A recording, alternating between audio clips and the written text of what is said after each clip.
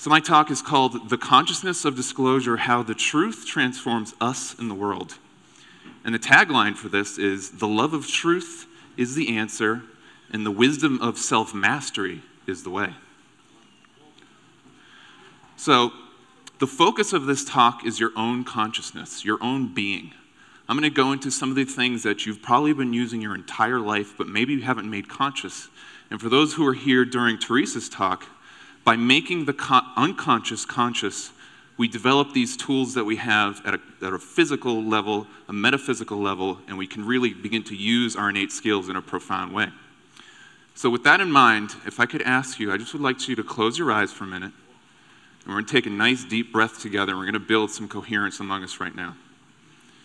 So as we breathe in, we're going to allow all of the beautiful energy from the universe to fill our being. And as we breathe out, we're going to let all of that tension and angst and frustration just wash away. And breathe in again. And breathe out. And now I want you to bring your attention to your own being. That still point of awareness inside of you that we all share in common. Our divine inheritance. Okay, let's come back. So the intention of this talk is to explore these ideas as a child explores the world. Bring your innocence into this. And the goal is to show you that you're already on the path of self-mastery. You're already mastering these innate abilities. You are already a mystic, you're already a scientist, and you're already a philosopher all in one. And the purpose is to use these unconscious skills consciously so that we can master ourselves and in the process begin to heal the world. So preparing for full disclosure, now we've heard from Corey and others that there's a lot of really intense things that the whole truth has to offer to us. And when we develop these skills of self-mastery, we can actually use our consciousness to bring order to the chaos that brings. I listened to a man named Dr. Jordan Peterson. He said something that really struck me profoundly. He said, your beliefs, those are the bulwark or the shield against the chaos of your experience. So when we gain these tools of self-mastery, we can really make our shield perfect and in the process ground these truths that we're receiving. So the truth is transformative by nature. Has anybody had a red pill experience where they've seen some truth that really changed their life? Okay, so that's the power of truth right there. Completely, when we open ourselves to it, it's going to change the very fiber of our being. And that's what I'm sure everybody's familiar with the term red pill is all about. It expands our consciousness. Now, full disclosure is going to be the biggest red pill ever. Now, I'm sure a lot of us probably feel like we've got a lot of wisdom and truths that we've been understanding throughout our lives, right? Well, what if there was so much more beyond that? So much so that you were going to be profoundly changed after this full disclosure experience. And I think that's what this is going to be about. Now, the truth can be traumatic when we haven't developed the skills to process it. And today I'm going to try to teach you what those skills are. And by developing these skills of self-mastery, we prepare ourselves for the hard truths. We manifest our divine or soul inheritance, okay? And in doing so, the world evolves. We literally can create peace on earth. Who can get behind that? Yeah! All right. So with that in mind, we're going to, we don't want to take ourselves too seriously here, so let's bring some joy and cheerfulness into the situation. So one of the cool things that laughter does is it helps us build rapport. And rapport is that unity consciousness. It's that allows us to have coherent social relationships through empathy. And when we actually laugh, this is part of our brain called the insula. That's where the most dense concentration of mirror neurons are. And mirror neurons is that part of our brain and our physiology that literally can't tell the difference between yourself and another being. So when you laugh, it actually activates those centers. So with that, I have a message from my spirit guides. And that message is, don't let your crown chakra wedge itself so far up your root chakra that it blocks your heart chakra.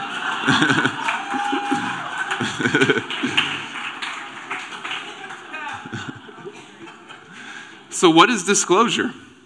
Well, if we break down the word disclosure, the prefix of that is dis, which means the opposite of, the antithesis. And closure means to close or shut down or put an end to.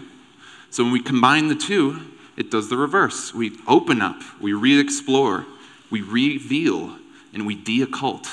And for those who were listening to Matt's presentation yesterday, he described that the word occult means to make hidden. And Jordan actually touched on this yesterday as well. So we're going to pull the veils back here. And we're going to do this internally for ourselves. So what is disclosure consciousness? Well, via an act of will, which is our masculine nature, we open up. We do the inner work to open our minds. And once we do this, we can receive the truth that is all around us, which is a feminine modality. So when the masculine and feminine two sides come together, they form a child, new knowledge, new information. Now, to speak on masculine and feminine, something I want to really touch on is that they're really two sides to the same coin. And a good example of that is a cone. So has anybody ever seen a cone on the roadside? You know, that orange cone? All right, so when it's laying on the ground, what does it look like? It's like a pointed pyramid upwards, right? So that's a symbol of the masculine. It's pointed, it's directed upwards. And if you think about what that is pointing to, if you got to lift a weight off the ground, what do? You have to raise it up, right? So that's a masculine modality, is active. Now, if you take the cone and you flip it over and you look inside of it, what is it now? It is the opposite of masculine. It is feminine. It is something that receives. So if you pour water into that, it's going to spiral into itself. So what that is a good example of is the fact that the masculine and feminine, they're not completely separate things. They're things that are unified. And in us, we have both masculine and feminine attributes. Our free will is a masculine attribute, and our awareness is the feminine attribute of our consciousness. So through self-mastery, we build these inner structures for truth receptivity. We actually create a temple, if you will, so that we can receive this information inside of us and we continue this evolutionary process. So what is the truth? Well, this is a pretty big concept, and I could arguably do hours of presentation just on this one thing alone. But very simply, the whole truth is highly abstract. The totality of the microcosm and the macrocosm. So the truth is infinite. Anybody ever heard that before? The truth is infinite? Okay, well, what does the word infinite mean? Well, the prefix of infinite is in, which means the opposite of. And then the follow-up to that is finite. So what we're saying when we say infinite, we're not necessarily saying manyness. So if you think of the biggest number you can think of in relation to the infinite, that's like a speck of dust. That's nothing. Okay, so it's a singularity. Instead of being many finite things, it is wholeness. That's what infinite means. And the truth is also objective. It exists outside of our perception, but it includes our perceptions. It includes our emotions. It includes our experience. It includes everything. And because of that, because it's not only something we look at, but it's something we're perceiving, it is transcendent. It is holistic. So our relationship, because we are finite creatures, to the infinite is kind of like climbing an infinite mountain. So this has been described in many different ways, in many different works. I read the Emerald Tablets of Thoth quite frequently, or Thoth. And one of the things that he describes in that a lot is that when you're growing as a being, when you're evolving and ascending, no matter how far up the mountain you go with each step you take, you look up to the summit, and it's like it's still really far away from you. And that might seem a little disconcerting, but what that means is that our experience of evolution and ascension, it keeps getting better. No matter how high up the mountain you get, you're going to keep having a grander and more amazing experience. This literally never-ending adventure for us, which I think is really encouraging. So what is our experience of the truth? Well, our subjective experience is a singular point of view on the objects in our awareness. It's a tapestry of things. So right now, you're all looking at me, talking, doing my thing, but in your peripheral vision, there's these lights, there's the slides, maybe you're hearing some chatter in the background, you're breathing. All of these things are objects, and then they are woven together through the still point of awareness that is inside of us. So we are microcosmic creatures. We have the epicenter of our awareness is here and now, with our feet on the ground. And because of that, our knowledge of the truth, which is infinite, is always limited. We're always climbing up that infinite mountain. So what that means is that no matter how much we grow, we always have to maintain humility, which recognizes our inherent limitations of awareness. But the good news is when we join together, when we form unity in this process of truth-seeking, which we're all doing no matter where you are in your walk of life, we're always trying to find out what the truth is and what we mean. in relation to the all, this unites our individual points of view, and it creates a more complete picture of the truth. And through self-mastery, it is the process of making that unconscious aspects of our being conscious. So, when we look at something, when we observe something, this has an effect on us. So it creates knowledge. And knowledge is an imperfect idea that represents reality like a drawing. And as you can see here, I put this image because I wanted to exemplify the fact that we have that still point of awareness, that torus, which is the eye. And a lot of people have heard, we create our own reality.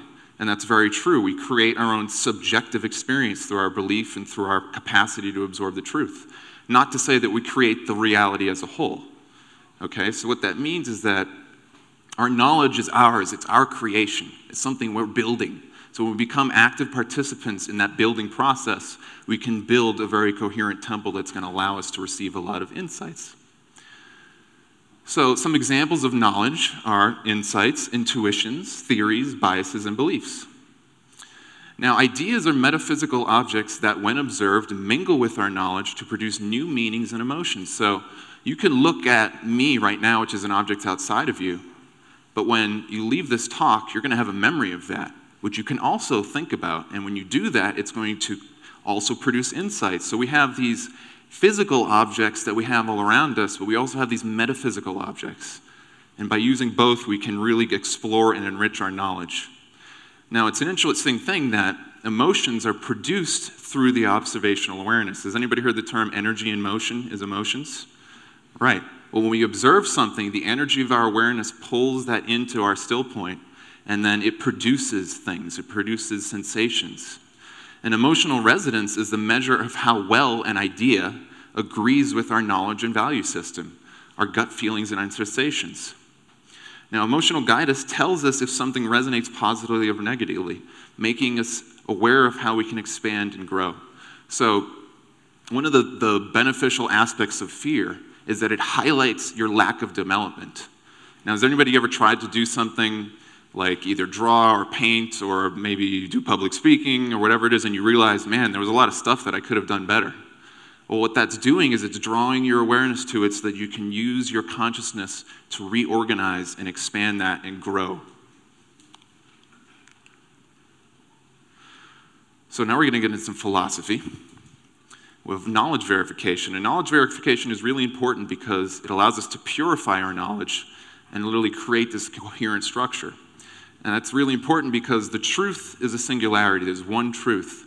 Not to say that there's differences in perspective, but when we make our knowledge of reality singular, then we can also take that information and project it into other areas and really enhance our capacities. So what is philosophy? Philosophy is the contemplation of meanings and ideas, which is the process of comparison. So when we take an idea and we compare it to another idea, if we take this idea that there are no cures for cancer, and then we learn about cures for cancer, well, these ideas don't really work with each other, do they? We have to sit down and think about what this means. And for me, that's how I woke up. I discovered Cures for Cancer from Max Gerson. And man, I thought I knew it all. There's no cures for cancer. That's crazy. And then I did some research trying to disprove it to myself, and I ended up doing the reverse. I ended up proving it to myself. And then I said, holy, there's something big happening here. So philosophy is our mental heartbeat. So this is something that we can't stop, just like our own heart. We can't stop observing things, whether inwardly or outwardly. Even when you're asleep, what's happening? You're dreaming. You're going through this internal exploration of your own consciousness, which means we're constantly generating meanings and new awarenesses. And beliefs and biases are unconsciously generated, which this leads to personal dogma without verification. So what that means is that since you're constantly generating new images and ideas and insights, if you don't hold those into the cup of your mind and think, what does this mean? Then that can form as a program. And that's what the cabal, that's what these dark forces hope you do, is they hope you don't go through this conscious process of exploration.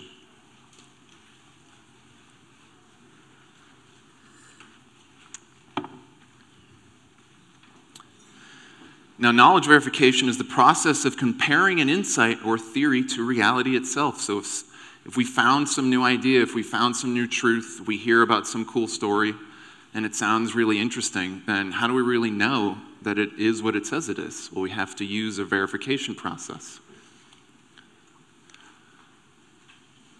So the philosophy of knowledge, as a term for this, is called epistemology. I actually just learned what this word was recently, although I've been studying these concepts for most of my life. And it is the study of how we know what we know. And when we use this essential faculty, it makes our knowledge highly detailed and refined. So instead of it just being a hazy impression that we weren't really sure of, we got in a dream, maybe we heard a friend give us an idea, it takes that idea, we can pull it apart, we can dissect it, and create a really highly refined, detailed conception of this. So it is a microcosmic exercise that asks questions. What does this evidence tell me? So let's say that somebody presented a photograph of a UFO to you. Well, how do you even know it's a UFO? How do you know it's not photoshopped? Maybe if it's a real UFO, how do you know if it's an actual extraterrestrial craft? It could be from the secret space program. So we're asking these detailed questions. How do we know that we're understanding the evidence that we're looking at correctly? And then how reliable is the proof that we're receiving to verify a claim, and why? So these are called epistemic questions. Now, the more we ask these focused questions, the greater our capacity to interpret evidence accurately, which improves our understanding of reality. So when we go into these detailed understandings and explorations of the truths that we think we know, instead of them being almost unconscious, we make them conscious, highly refined and detailed. And this is a component of the practices of self-mastery. It strengthens our philosophic muscles. So again, the philosophy is like our mental heartbeat. We can't stop generating meanings. We can't stop being emotional creatures or having insights. But when we use these tools consciously, then we become masters of these processes. All right? Now, the better we know what we know, the easier it is to share our knowledge with others, because we're translating this insight or an idea or an experience that we've had into different scopes and areas, and then that allows us to communicate these ideas to a whole bunch of different people in their vernacular, in their language, which I call attenuation. So when we have trust in our own knowledge, when we receive an insight, or we hear a story, or we see something, and we develop a really clear, refined picture of that, we have trust in ourselves. This literally supports us at a metaphysical and energetic level. We develop the capacity to evaluate evidence more clearly, and we have certainty of what this evidence tells us. We know how reliable that evidence actually is. So as epistemic skills improve, social trust improves. We can honestly communicate better with people. Instead of saying, well, I definitely saw a UFO in my backyard, and that was definitely extraterrestrials, and don't question me about it, we may say, well, I had this experience that I think was a UFO, and I'm not exactly sure, and this is why I think that's the case. And now it's much less confrontational. And this helps us form nurturing fellowships in unity consciousness with people, because now they don't feel like they have to accept our beliefs automatically. We have a gray area that we can work with instead of being in this rigid black and white duality consciousness. So certainty in our knowledge depends on the evidence we use to support an idea or theory. This is called the process of substantiation. And proof is a tapestry of evidence that tells us a story that we can envision. So if I say, well, last night when I was in meditation, this 8-foot-tall bluebird just showed up and was like, hey, I really like what you do, Justin. You know, then I'm calling Corey like, well, Corey, what the hell is going on here? I don't know. Right? But this is a tapestry. This is a story. You're getting a first-hand experience of something. And then evidence, if you don't have that first-hand experience, is going to allow you to reproduce the scene of the crime, so to speak. And that's what proof is. But we have to keep in mind something, that evidence is never absolute proof. It is only relative proof measured as a degree of certainty. So what that means is that if you had an experience of something, you have to be humble. You have to realize that, first of all, your knowledge is limited. How do you know that you know what you know? And then once you look at that, when you offer that knowledge that you do have to somebody, you do so with humility. You don't take grand assumptions, because it allows them to make up their own mind. Now, some of the techniques that we can use to enhance our epistemic skills is we can develop eclectic research about information. We can study many different topics. I'm sure everybody has kind of an innate natural skill in one thing or another.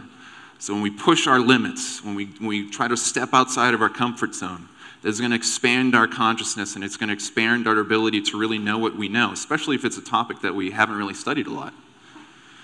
And when we do specific contemplation, which is an epistemic skill, we ask ourselves, well, how do I really even know this is true? Another great technique is to honestly listen to others. Actually develop the capacity to sit and listen to somebody. Ask them questions without necessarily trying to force your viewpoint or opinion on something. And when you ask them these detailed questions, you're going to get a more refined conceptualization of what they're talking about. And this is going to enhance the meta skill that allows you to know your information and your experience more coherently and clearly. And then the reverse is also true. When we share information with many different types of people, so it's not that we're just preaching to the choir here, which I'm kind of doing today, but when we go to other places, when we go to somebody, maybe a stranger on the street, and we ask them what they're into, maybe we ask them, what do you think about UFOs? Do you believe extraterrestrials are real? Do you believe that cures for cancer exist? And then we listen to their answer. We don't necessarily try to pound our ideas into their head, but we ask them these questions. And then in the process of doing so, we can then share our little nuggets of wisdom when the time is right. And then we do cooperation projects. Now, has anybody tried to work with somebody and it didn't really work out the way you thought it was going to work, even though your ideas were like amazing? Okay. Right. Well, what is that teaching us? Well, when we try to do something, no matter what it is, but especially with other people, it lets us know that, wow, I really do need to develop coherent ways of communicating, non-confrontational communication techniques, so that we can develop unity consciousness, we can develop love and rapport, so that we can work through these challenges of actualizing our goals together. And I kind of feel like that's what we're doing here today, this weekend. So now we're going to get into the two ways that we receive ideas. And there's two pathways. Now, the mystical approach is a term that I coined, referring to these ideas that appear in our mind fully formed. And that's why I chose in the image here the kind of the top-up perspective of the chakra system. Notice that the arms and the legs aren't really connected, which means it's from the top up. So you receive these ideas kind of instantly. You don't really know where they came from. And some of the methods of this are divination, meditation, channeling, spontaneous cognition or telepathy, trance or vision states, synchronicity, or external idea sources like experts or anything else like that. Now, mystical ideas are ready-made, but they're divorced from direct experience. So if I tell you I had a UFO experience last night, well, how do you know that I had a UFO experience? You don't really know, but that idea is just a fully formed thing that appears in your mind. Or maybe you might have an insight while reading a book that your friend was sick. I mean, the book wasn't saying that your friend was sick. It just kind of spontaneously popped into your mind. So that's a fully formed idea.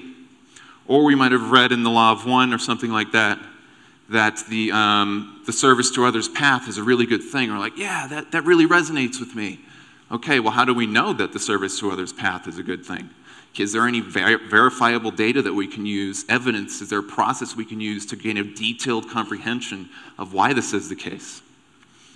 Now, the mystical approach is fueled by emotional guidance, and it emerges without a causal association. So again, when we talk about causality, it's like a story. It's a tapestry of events. One event links precisely to the next, like a movie. And it happens inside time-space or the metaphysical realm. So for those who were here yesterday during Jordan Sather's talk, he mentioned a topic I think is highly fascinating, which is the reciprocal systems theory, mentioned in the Law of One, who was developed by Dewey B. Larson.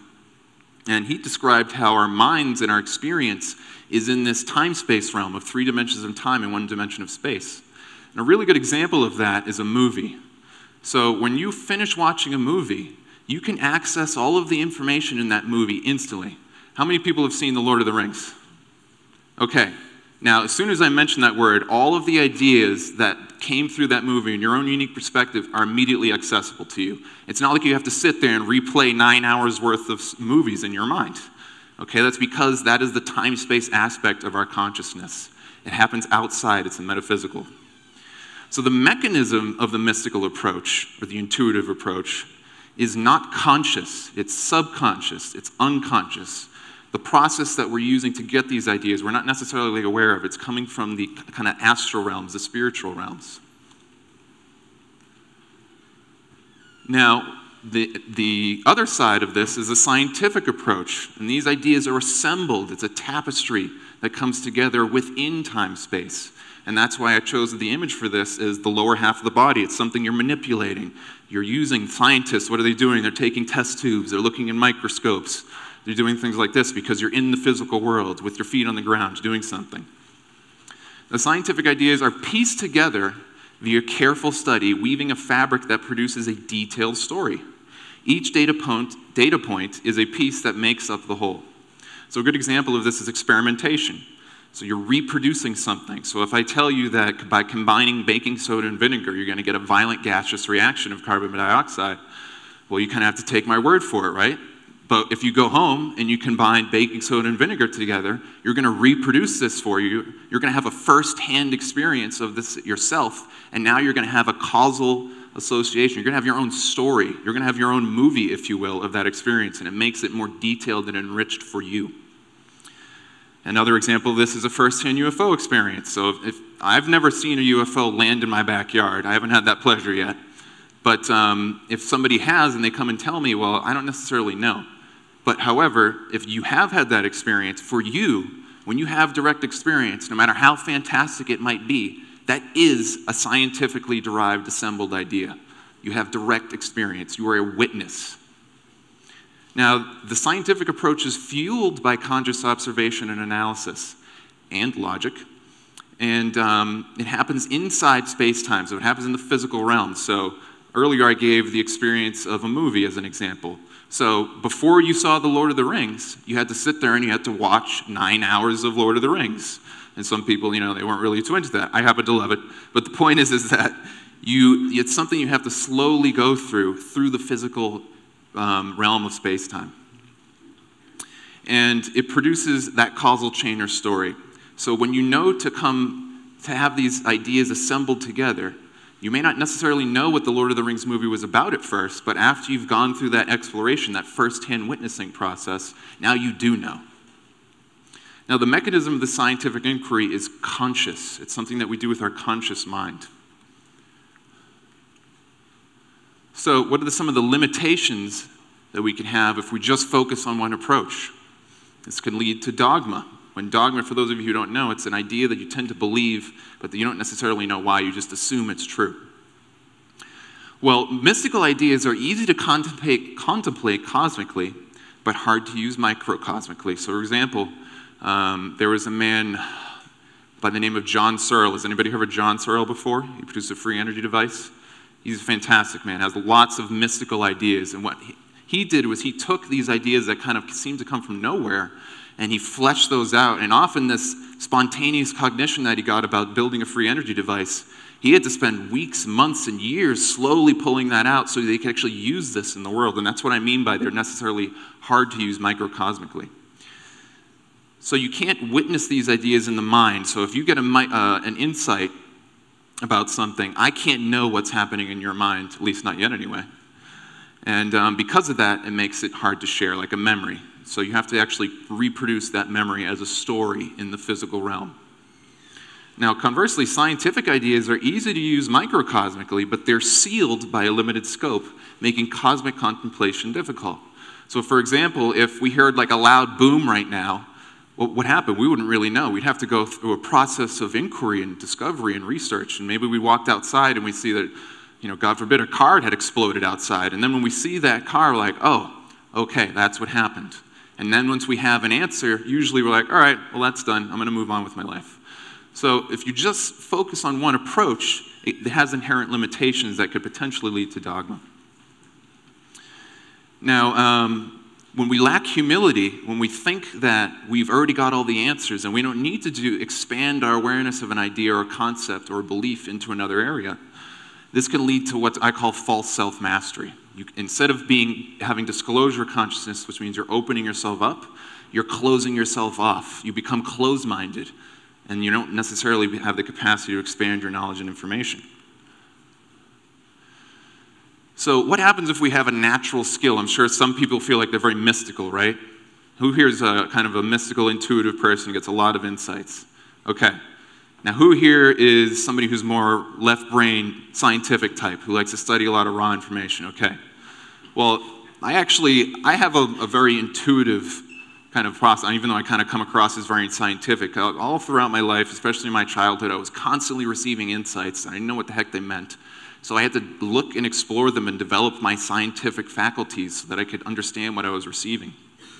So scientists, which tend to be the left-brain types, they prefer observation and experiments, but they can be too focused on their conclusions. This happens a lot in science. I studied physics for 2.5 years, mingled with a lot of science-y left-brain types, and a lot of them get so focused on what they think is their pet idea that anything beyond the ramparts of what they've been studying is really difficult for them to contemplate.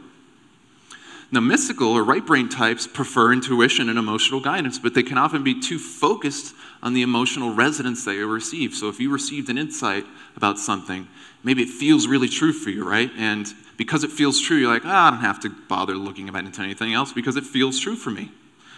And those has limitations. Remember, we want to be humble. We want to open ourselves up and constantly receive more information and guidance. So both approaches are improved via integration. When we use this conscious philosophy, we can verify these ideas that we're getting, and we can get a better comprehension of the information that we're digesting. So what are some of these methods of verification? Well, now we're going to take the right and left brain, and we're going to marry them together. So when we do that, when we take logic and intuition, we form holistic consciousness. So there's two different ways that we can do this. Deductive reasoning is a top-down approach, which means once we've received a mystical idea, we ask ourselves, well, how do we know this is true? Now we have to become scientists. We have to go out into the world and think and analyze and contemplate and observe and gather pieces of data and information. So this is the process of going from the mystical to the scientific. Now, inductive reasoning does the reverse. It's a bottom-up method. It interprets experience, analyzing patterns, and assembles these little nuggets and data points, like a witnessing event, into a fully formed conclusion. And then when we have that conclusion, then we want to use our mystical or intuitive capacities to expand that and ask ourselves, what does this mean in relation to my life? What does this mean in relation to the world? And it's a process of going from the scientific to the mystical. So once verification is complete, once we've expanded an idea either into the mystical realm or to the scientific realm, now we can begin to integrate this idea into our total knowledge using microcosmic or epistemic or specific skills and macrocosmic or holistic contemplation. So now we're really bringing all of our faculties, all of our potentials into this experience, and we're going to expand our consciousness and our awareness as much as possible. And this has powerful effects on our biology, our energy field, and on the world in general. So what are some of these processes of knowledge purification and expansion? Well, one of the things we need to keep in mind is that our beingness, it blossoms. It grows out of nothing. And because of that, our mind matures slowly. Our mind, for one study I've seen, is that the mind or the brain doesn't fully mature in men till about 30 or 35. And in women, it usually starts or finishes in the mid-20s. So what that means is that for the first part of our life, especially when we're very young children, we're just a sponge for ideas, and we don't necessarily possess the tools to verify our knowledge, which means we have a lot of imperfect knowledge that needs to be purified. We have a lot of raw lead from an alchemical perspective. And this process of purification can't really begin until the mind becomes active. Now, has anybody heard of Bruce Lipton before? He's a great guy, right? Talks about this concept called the subconscious. As when we're young children, we absorb all these ideas, and he says that the subconscious, all the programs in the subconscious are almost fully formed by the time we're 6 years old. And I don't know about you, but there was a lot of crazy stuff that was happening in my life when I was that time period. I was exposed to a lot of programs through media and dogma and culture. And if I don't go into that and reassess and purify that knowledge, then I'm going to be walking around doing things that may not be for my best interests and the interests of other people. So it's really important that we develop this capacity to purify our knowledge.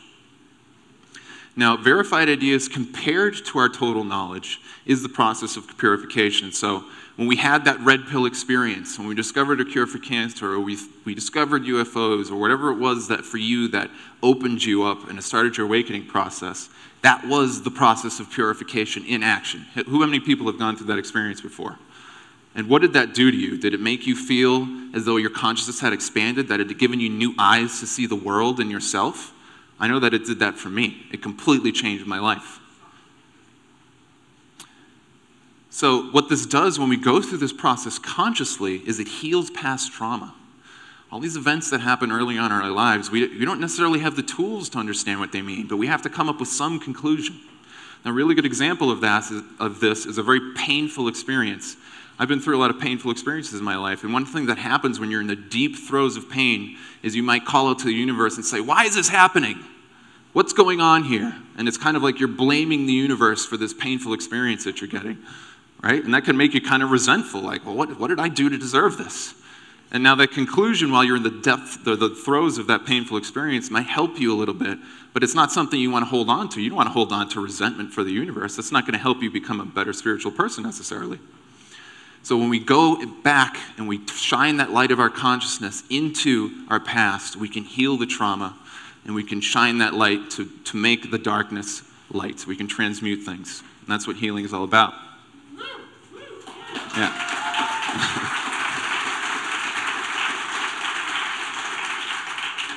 And one of the things this does as well is it enhances our creativity. So creativity is a right brain modality. And it marries and couples with the left brain modality. So it's a masculine and feminine unification. So when we go through this process of verification, it actually enhances our skills to be more creative in every facet. It's what I call a meta skill. And it restores mind and heart balance, which is something we're going to get into later. And knowledge purification is a conscious act of eating red pills on a regular basis. So again, so you can imagine by your bedstand, you got blue pills and red pills, and every day you got to try to avoid the blue pills in your unconscious dreamy state and grab a red pill and all right, here we go. What's the universe going to show me today? But when we go through this process, we can, instead of fear the unknown, we can do what I call embracing the mystery.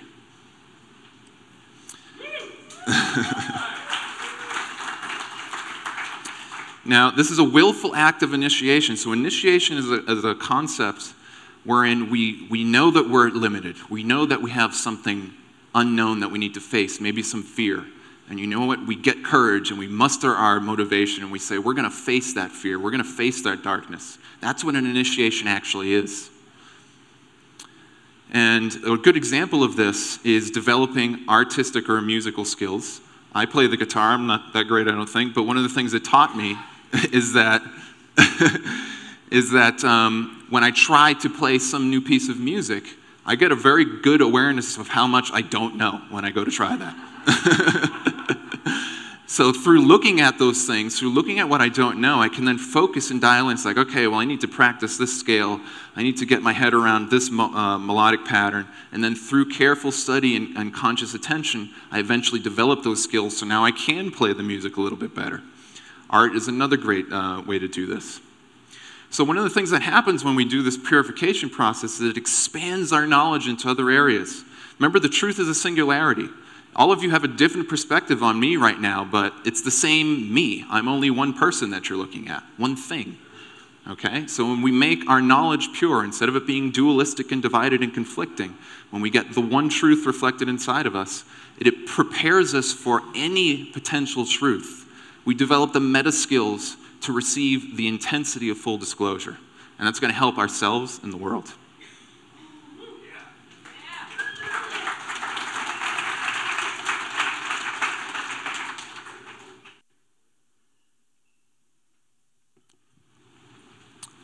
So what are some of these effects? Well, as knowledge verification and integration skills improve, the story that our knowledge tells us becomes more clear and accurate, causally coherent, so we fill in the gaps of the story in the movie, and it becomes complete. And this improves both the metaphysical and the scientific approach. Now, I read Dewey B. Larson's book called Beyond Space and Time, and he talks about intuition a lot and insight. And when he pulls all these examples from the early 1900s and 20th century of a lot of what he described as mystical scientists. So these people that were doing a lot of research and study, and then they'd have these amazing insights about what they were studying, a problem they were trying to solve in a dream, you know, going for a walk. Maybe they were in the bathroom. I don't know about you, but that happens a lot to me.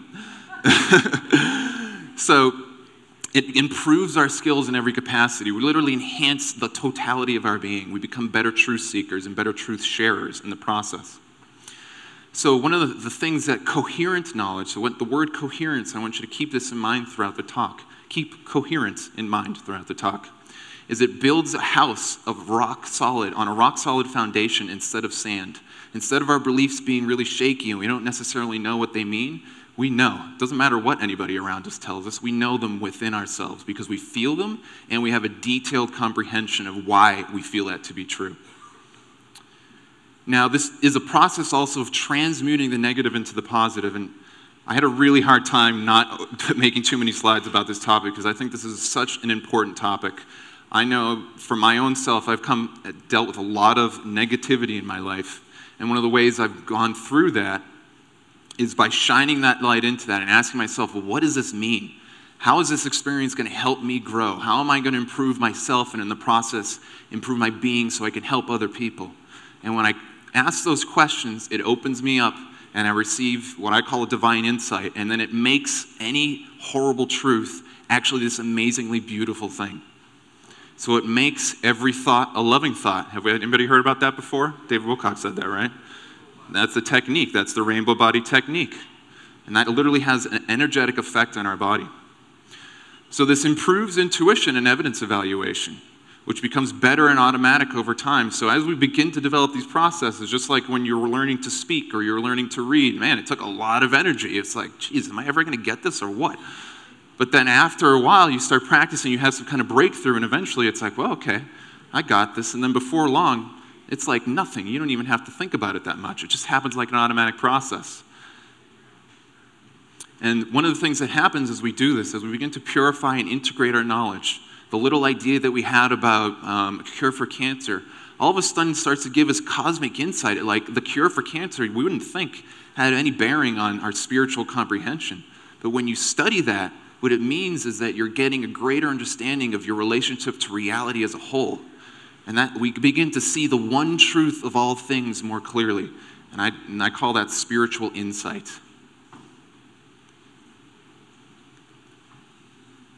So what are some of the effects of mastery? Well, one of the cool things it does is it limits our emotional reactivity because we know why our beliefs are true.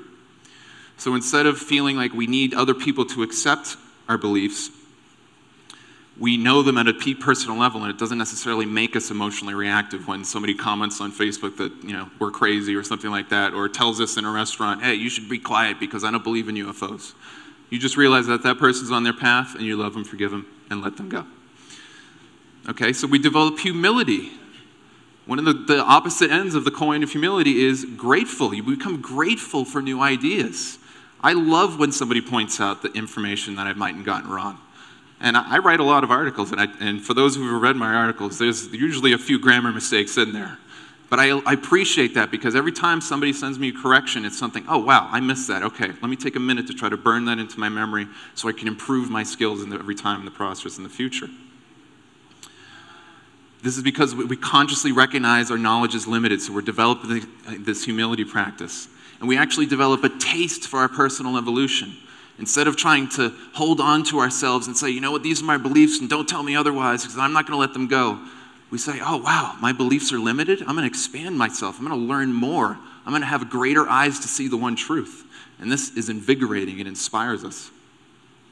And as I mentioned earlier, we get freedom from codependency. We no longer rely on other people to believe our story, to believe our truth. We know it in ourselves. And if they believe it because they've done their own comprehension, their own research, and it's actually the truth, well, wow, that's a really powerful thing. And this is a process of knowing thyself.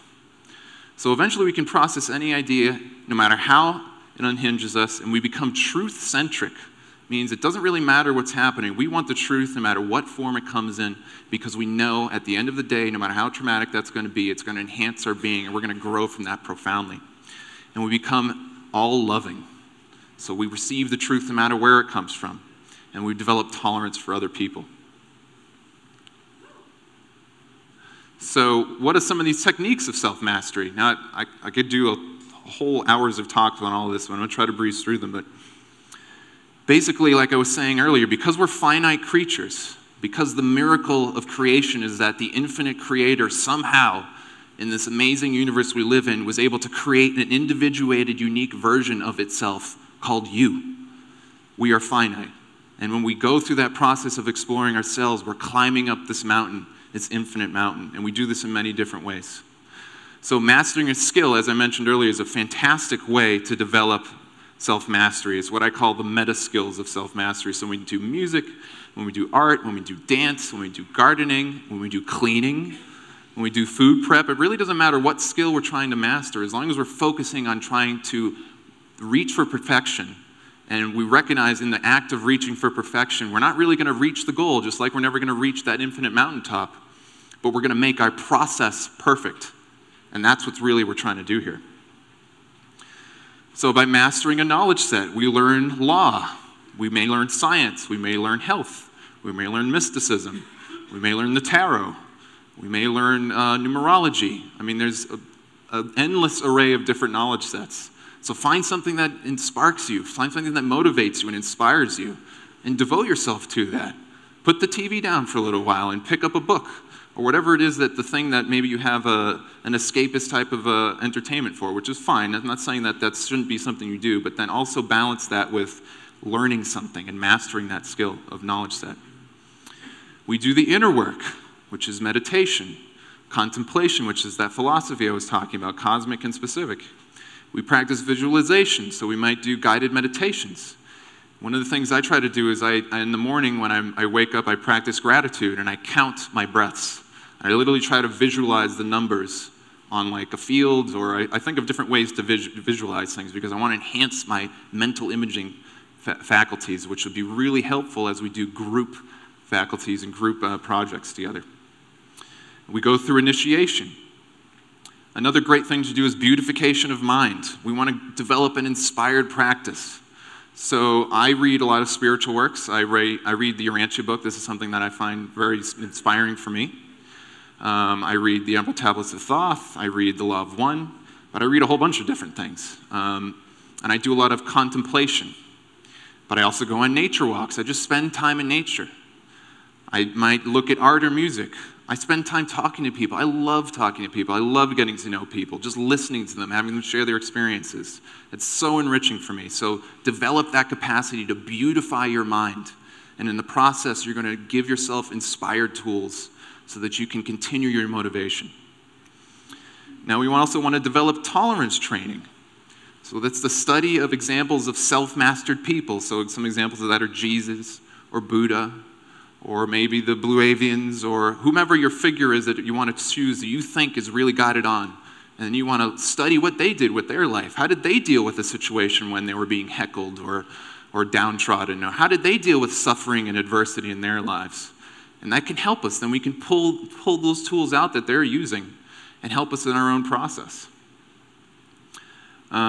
We could try to unconditionally love others. And let me take a moment to define what I think unconditional love is.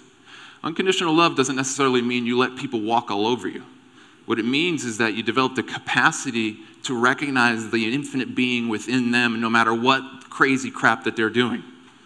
And that is an amazing thing when you can do that. It helps you make every thought a loving thought. But you got to do so with boundaries. And we want to also try developing acts of selflessness. Do something kind for a stranger. Do it so they don't even know that you're doing it.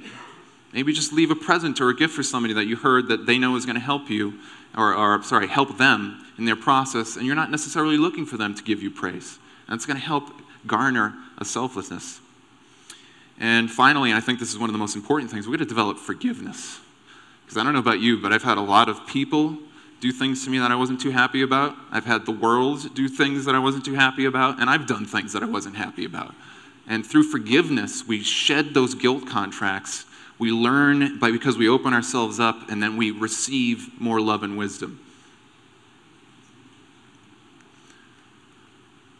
All right, so now we're going to get into kind of the sciencey cool part of the talk. We're going to actually talk about what these effects do to our energy system. Now, mind and heart tuning is a thing that happens when, as I was saying before, when we go through this process of self-mastery, we're actually going to begin to unify our heart and mind, these two aspects of our being, and blend them together. So the heart is a piezoelectric liquid crystal oscillator, and it produces a strong toroidal electromagnetic field. Now, how many people have heard of piezoelectrics before? Oh, wow, a lot of people. Great. Okay, so for those who don't know, a piezoelectric effect is when you take a crystal and you put it under compression. That energy from the compression electromagnetically goes into the crystal, and because the crystal is a coherent structure, it radiates a pulse of electromagnetic charge. And our heart, what does it do? It pumps blood, and in that moment that it does the pumping, it compresses. It compresses this fluid.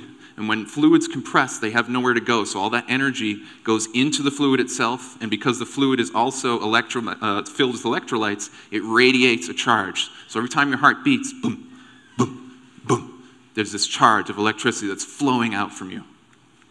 Now, through mastery practices, the mind and the heart synchronize, and this produces positive emotions.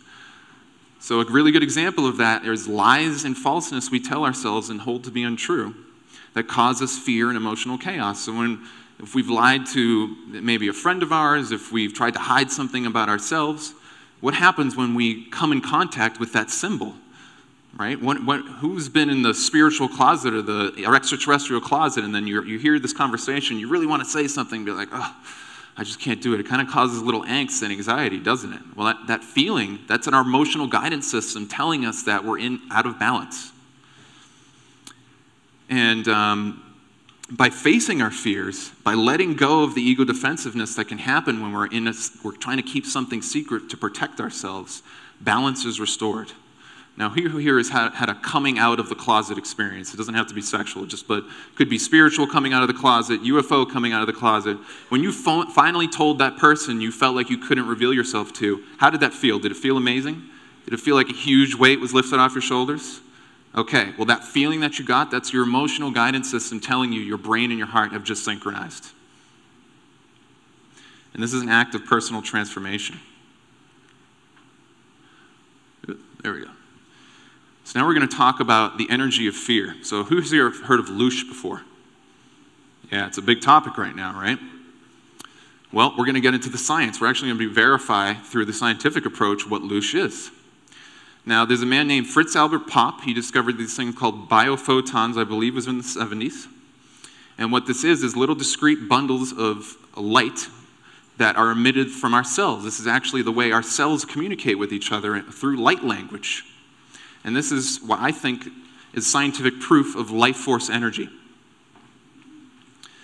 Now, when we experience bliss, this causes extreme coherence between the heart and the mind. And we can actually measure this via EKG, which is an echocardiogram, which measures the heart, and EEG, or echoencephalogram, which measures the brain. And when we compare these two waveforms using the Fire-Golden mean ratio algorithms, you can actually see various harmonics that light up. Now, the person I'm getting this from is Dan Winter.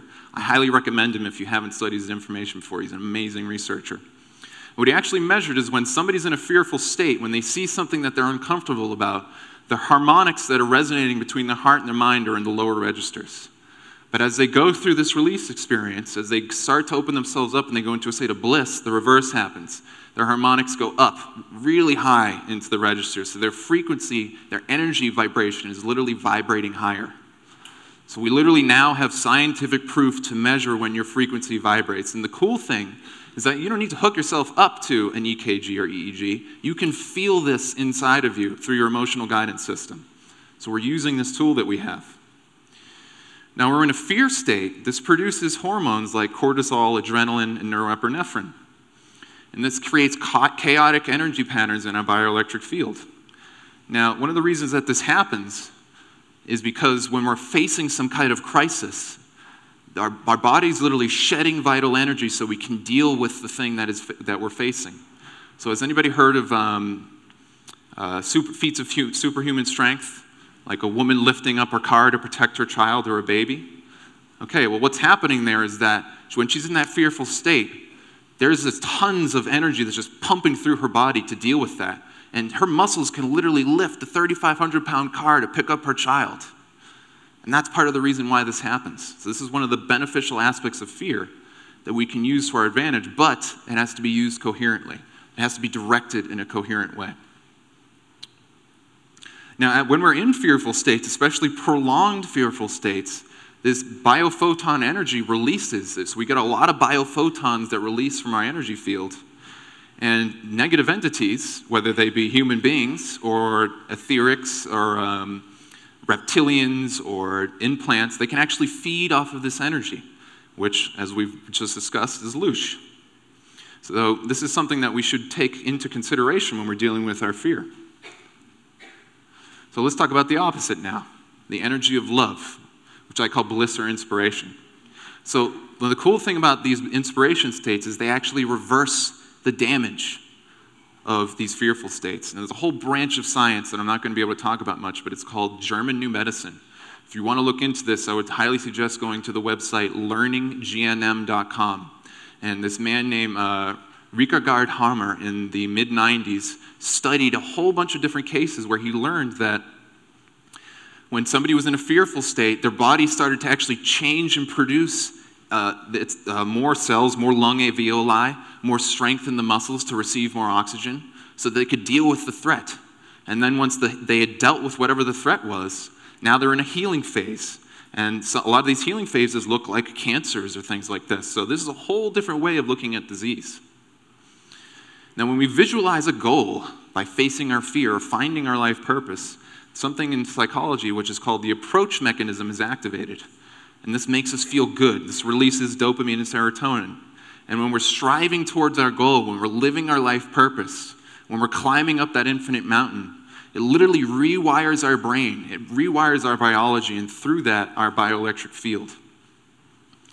Now, bliss states are an over-unity state of metaphysical and biological energy, and this fuels inspiration.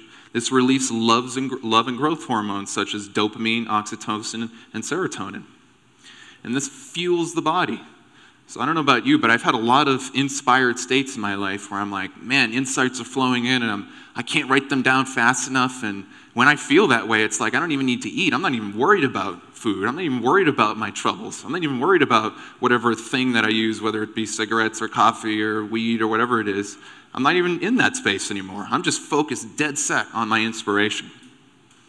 And this literally feeds our body. This is one of the things that sun eaters tend to do. They get into a really amazing space of coherence, and they're literally drawing the energy in from the cosmos, which is a free energy effect.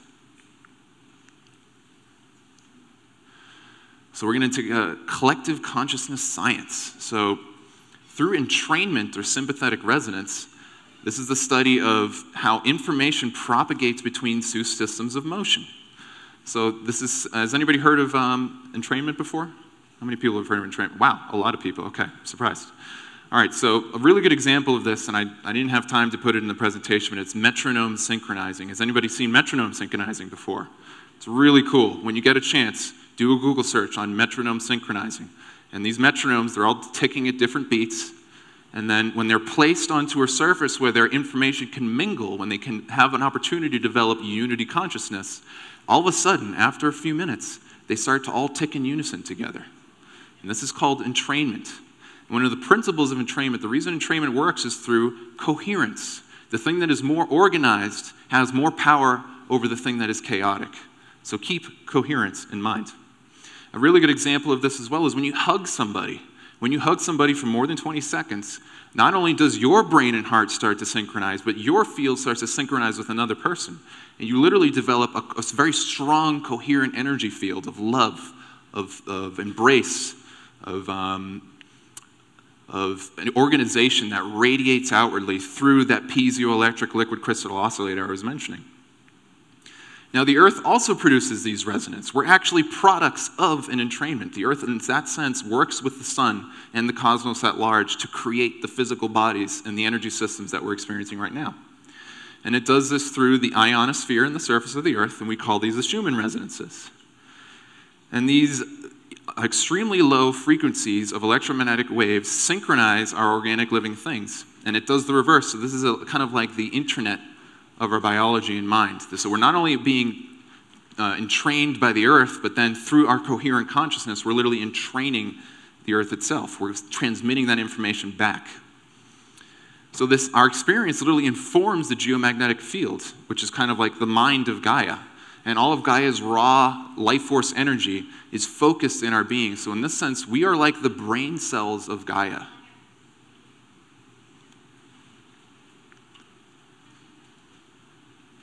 So now we're going to get into telepathy in the global mind. So as we master ourselves, we develop better brain-heart coherence, and we literally become more telepathic. Our psi abilities kick online more.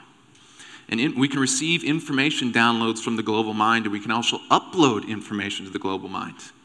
Now, there's a great researcher named Dr. Michael Persinger, and he created the God helmet with Stanley Coren.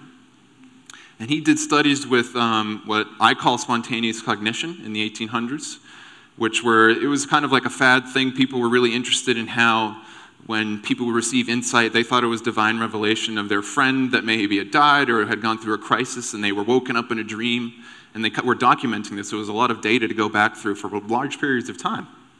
And he also did a lot of work with Ingo Swann, who is a prominent remote viewer. He worked in the Stargate Project and the Stanford Institute with Russell Targ. And what they were able to do with their experiments is they would take Ingo Swann, and they would put him in a room, and using a coherent magnetic field, they would put somebody else in another room and have them look at a picture. And Ingo Swann was literally able to, using that other person's senses in a way, was able to represent that picture in his own mind and draw it. So what that tells us is that the geomagnetic field is literally the kind of the soup that all of our information is flowing in. And meditation affects the collective mind more during geomagnetic quiet. So what I mean by that is Dr. Michael Persinger was able to understand, doing the research back into spontaneous cognition, that when the geomagnetic field, when we were having a magnetic storm, then the geomagnetic field was really racking up really fast, it actually lessened telepathic contact. And when it was very quiet, the reverse happened, and actually increased. All right? So what that means is that when we meditate, when we go through group meditations, our ability to upload our coherent being and energy into the global mind system is enhanced more when there's geomagnetic quiet. So through self-mastery, we develop more sensitivity to this information. We enhance our psi and telepathic abilities. Knowledge helps us interpret what we receive. So knowledge is kind of like our translation system. It's our deciphering tool. It lets us understand, what are we even getting, and then what does this even mean? So by making our knowledge more diverse and purified, we better understand these downloads that are coming from the cosmos and others. So knowledge acts as an anchor for this. And this is important, and the Cabal definitely know about this. And they know about this. This is one of the reasons why they constantly try to make sure that we don't develop self-mastery practices, that we don't actually understand ourselves. So this is one of the reasons why there's constant distractions.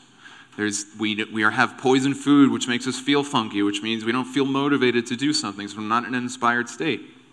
Well, they also use extremely low-frequency weapons like HARP, like Gwen towers, like the power grid itself, like even the shape of buildings. When you have a corner of a building, the electromagnetic field that radiates off that corner is dissonant. So literally, even the shapes of the buildings that we're sitting in also affect this electromagnetic energy. And this all reduces or muddies the water for spontaneous cognition or telepathy. So one of the ways that this happens is when the Cabal wants to protect something in a secret program from spontaneous cognition, they use what I call false knowledge anchoring. And an example of that is science fiction, like in movies, TV shows, and video games. So this is one of the reasons why when all of these crazy things are happening in these secret projects, it's like almost immediately we're seeing some kind of sci-fi show about it. I mean, I remember when Corey Goode came out, and I was actually just talking to Joseph Irwin about this. We were talking about the show Expanse, which came out a couple years ago. Has anybody heard about that show before? Corey mentioned a little bit. It's a sci-fi show all about kind of these colonies in the solar system that are, there's colonies on Mars, and there are colonies on Mars are warring with the people on Earth who are like elitists and stuff like this, and there's threads of truth about what he was talking about, at least in the secret space program, there. And one of the reasons why is because when people are exposed to this, now they interpret what their insights and they're getting from spontaneous cognition as some type of thing that they got from science fiction. Well, it doesn't mean anything. It just came from that sci-fi show I saw last week or that movie. And a really good example of this is the Face on Mars comic book.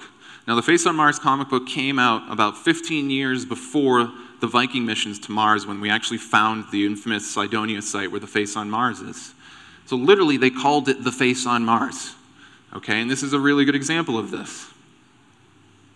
And what this also demonstrates is that really we're always kind of in this perpetual state of information sharing. We are telepathic beings inherently. We've just kind of forgotten about this. It's become unconscious. And through the self-mastery practice that I've been trying to talk to you guys about, we can actually make this more conscious and we can enhance our telepathic abilities. So now we're going to talk about global mind mastery. So self-mastery and collective workings, like meditation, stabilize the energy of the Earth and the solar system. It's like we're hugging the Earth when we do this, and the solar system and the galaxy. And this is the science of steering the collective consciousness, which is the Maharishi effect. So if anybody's heard of the Maharishi effect before, it's the ability for group meditation and prayer using a specific type of visualization. So we all have the same coherent image in mind. We become like antennas and we project that coherent energy out into the world, and we stabilize it, because when chaos meets order, order always wins the day.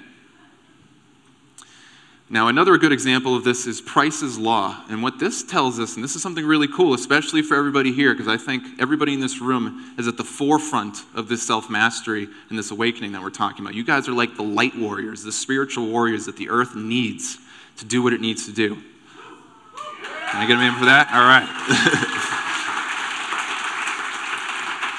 So Price's Law is really interesting, because what it tells us is that when we study how groups interact with each other, there's usually 10% of the workers or 10% of the people in the organization that are pulling a lot of the weight. They're doing a lot of the work. And that produces about 50% of the product. So it doesn't necessarily mean that the other people aren't doing anything. But there's this central nexus. There's this blossoming flower of very coherent mastered consciousness that kind of guides the orchestra like a maestro. All right, so that's what all of you are in this room, and that's what we're going to be doing on the eclipse on Monday. Is we're going to have this power to create a very strong, coherent field among us, and then we're going to project that coherent field outwardly, and it only takes 10% of us to do this. We're going to have a huge impact on the world. All right. So as a proof of concept of this, we have Dr. Emoto in his water experiments, which demonstrated that coherence wins the day. It's the light. How many people have heard that it only takes a little candlelight to illuminate a whole dark room, right? Well, that's what we are. We are the candlelights. We're going to help illuminate and stabilize the Earth. And this all happens through the science of synchronization or entrainment. Now, some of the effects of this global mastery is we literally start to keep pumping the collective heart that we're creating now through our coherent workings and developing fellowship and developing unity consciousness. We are literally going to stabilize the chaos of the Earth. It stabilizes the lithosphere and it stabilizes the ionosphere. So we get less violent earthquakes and volcanoes. It stabilizes the weather system. Now, a lot of the research I've done about what's going to happen when this solar flash that Corey Good talks about and William Tompkins talks about is that it could cause really violent weather and earthquakes. Well, guess what? By mastering ourselves and then forming amazing unity in our community, by re-embracing the human family, we actually can help stabilize this.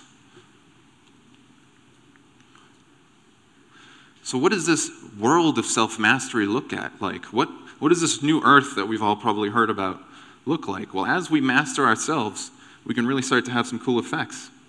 So one of the things that, because we're in an unmastered world right now, we need artificial stabilization systems. We need artificial controls to bring order to the chaos. And that's one of the things that debt money is. And authoritarian governments, so they help maintain order. So a good example of this is if I went to a whole bunch of unmastered people and I said, all right, we're going to make community gardens, we're going to purify water, we're going to build an amazing hospital to help people, they'd be like, whatever, I'm going to go watch the football game, or I'm going to go, see what's on TV right now. But if I paid them a lot of money, what would they do? They'd probably work with us, wouldn't they? Okay, so that's one of the secrets of money that we don't hear about a lot. It's artificial trust. It actually is a kind of lubricant for collective consciousness. But we don't need money to do this. And this is why a lot of these extraterrestrials or ascended masters, they talk about how as our growth proceeds and we literally transform the world, the need for money starts to disappear. It's because mastery develops social trust through honor and responsibility. We actually build coherent, honest relationships with each other. And through that, we build trust. And once trust is the essential fabric of everything in our being. Our whole body is organized, trillions of cells that work together in trust to facilitate our experience and our being. So we can use that model of our microcosmic body to project that outwardly to the global body and create an enlightened society. And this removes the need for money and social controls. So as we develop the foundations for truth's receptivity, as we invoke disclosure consciousness, this allows the hard truths of full disclosure to be received without causing trauma and pain. Now looking to the future, the eclipse that we're going to have on Monday, one of the interpretations of this is it symbolically represents the merging of the masculine sun and the feminine moon. This is the cosmic mind and heart. So literally the heavens, the gods of the heavens, if you will, are going to be coming together in unity of mind and heart. And we can help that process along. We can make the above also become the below. And we're doing that work right now to ready the world for full disclosure. During the meditation, we will synchronize our heart and minds with Gaia and all who join us. And for those who don't know, Corey's mentioned before that the Anshar are going to potentially be participating with us on this event. Yeah, that's pretty cool, right? And I'll offer, in my interpretations of Corey's material, what I think the sphere beings are here to do is they are literally, remember what I said before, order wins the day when it comes in contact with chaos. Well, the sphere beings are these massively coherent, evolved beings that are helping us. They're literally creating an anchor for us so we can reach out, not directly in a worshipful way, but we can, as cosmic brothers and sisters, raise ourselves up, create this unity consciousness and self-mastery consciousness inside of us, and then we'll tap into that order, and then we will receive it like a cosmic entrainment. And this is literally going to send healing energy that brings order to the chaos of our world and beyond. So the work you do now will help prepare all of humanity for what is to come. And the universe thanks you.